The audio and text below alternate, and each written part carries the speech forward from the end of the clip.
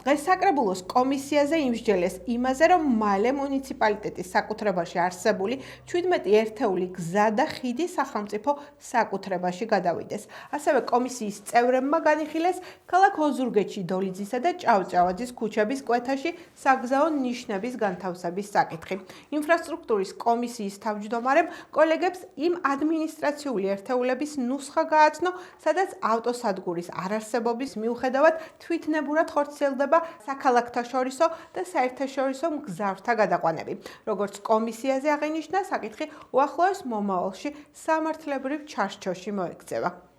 პირველი საკითხი, რაც ჩვენ დღეს აქ მოვისმინეთ და განვიხილეთ და შესაბამისი დადებითი პოზიცია დავაფიქსირეთ, ეს გახლავთ 17 ერთეული საგზაო, ძირითადად საგზაო ინფრასტრუქტურისა და კონკრეტულად გზებისა და ხიდების გადაცემა მთავრობის გადაწყვეტილების შესაბამისად სატრანსპორტო დეპარტამენტისათვის. საქმე იმაშია, რომ აქამდე ამ გზებს ექსპლუატაციას უწევდა ოზურგეთის მუნიციპალიტეტის მერია, ამჟამად როგორც აღნიშნეთ, შესაბამისი სამთავრობო გადაწყვეტილების შესაბამისად ეს უნდა გადაეცეს სატრანსპორტო სამინისტროს, სატრანსპორტო დეპარტამენტს უბრალოდ.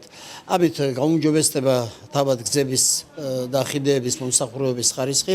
ძალიან მნიშვნელოვანი საკითხი არის აგრეთვე ავტოსადგურების რეგულაციის პრობლემასთან დაკავშირებული პროექტის განხილვა, რომელიც ითვალისწინებს უპირველეს ყოვლისა ითვალისწინებს ამჟამად მგზავრთა გადაყვანა ხდება სხვადასხვა ლოკაციებიდან.